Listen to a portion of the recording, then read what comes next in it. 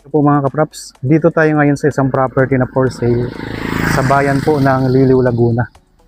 Ito na po ang property, tabing kalsada lang. Ang boundary po nito ay mula dito sa bakod na yero. Yan po, mayroon na ditong linya ng kuryente at saka tubig. Tapos ito pong direksyon na ito ay papunta po sa town proper ng Pila, Laguna. Kasi boundary lang po ito ng Pila at saka Liliw. Tapos dito naman sa kabila, ito naman yung way papunta naman sa bayan ng Nagcarlan, papuntang Liliw, Mahayhay, papuntang Lukban mga kapraps. Pwede ditong dumaan. Dito, pwede rin namang dumaan papunta sa Los Baños, papuntang Manila, Calauan, Victoria, pwede tayong dumaan dito mga kapraps. Ang sukat ng property na i-offer ko sa inyo ngayon ay 1,276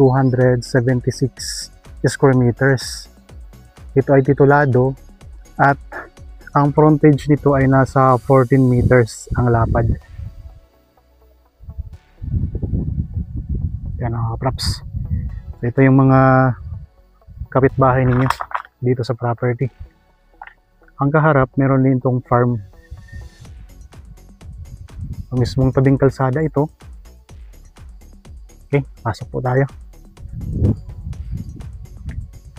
Dito sa bungad ng property, meron ditong tanim na kakao.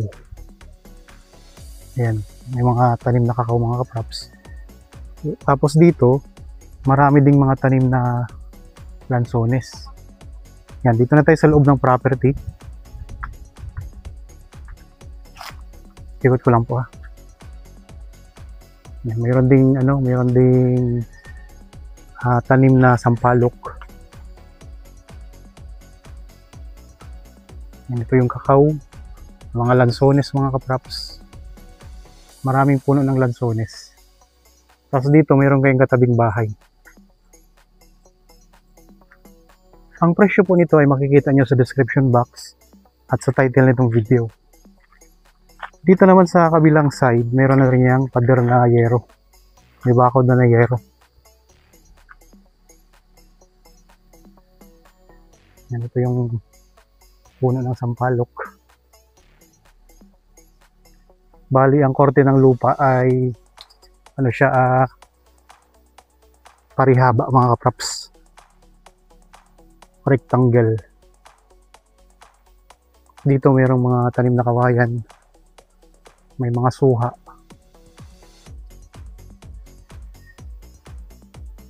Yan, diretso tayo doon sa may likuran. So, pahaba kasi ito. 14 meters ang frontage. Yan, dito pa sa may likuran, ang daming mga tanim na mga lansones. Oh.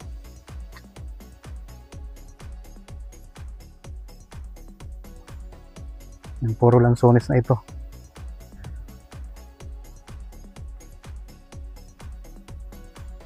Ito yung barangay hall.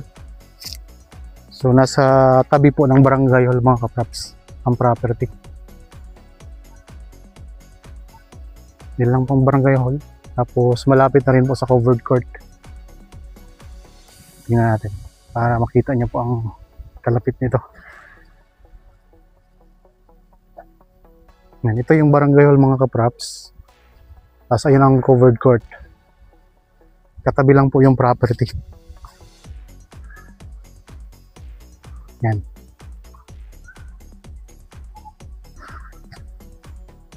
Daming mga tanim nito na lansones.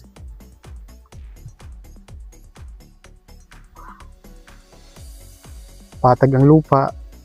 Mayroon ng bakod sa magkabilang gilid. Kaya ang papabakuran nyo na lang. So dito na lang po na part ng papabakuran nyo. Tapos dito sa likod. Yan. Mayroon na rin ng bakod na yero.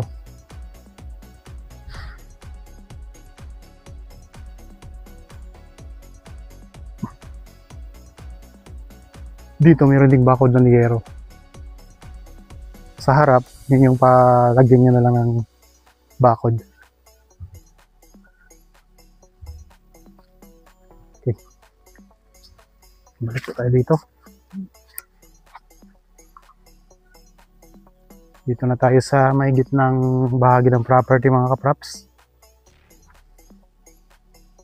Yan, maraming saging dito sa part na to. Tignan mo natin ang camera.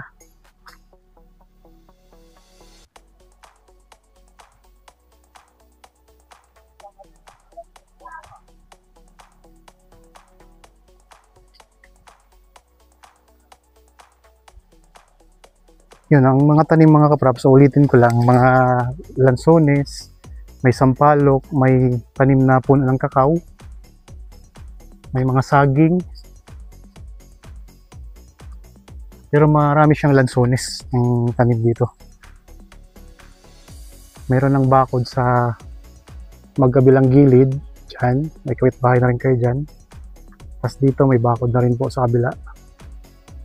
Ang distansya po dito sa town proper ng Pila, kasi boundary po ito ng Liliw at sa Kapila, ay nasa 10 minutes travel time lang po. Tabing kalsada. Pwede pong tayuan ng bahay.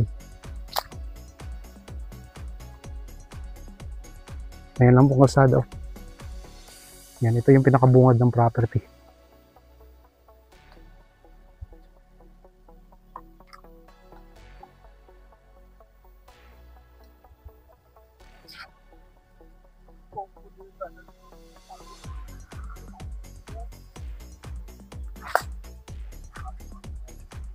Ito yung kalsada lang mga kaprops.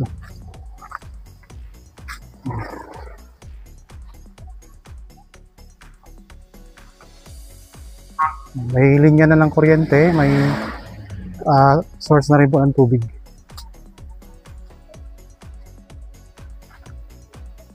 So sa managhanap po dyan ng property na maliit lang ang sukat, ito ay 1,276 square meters lamang.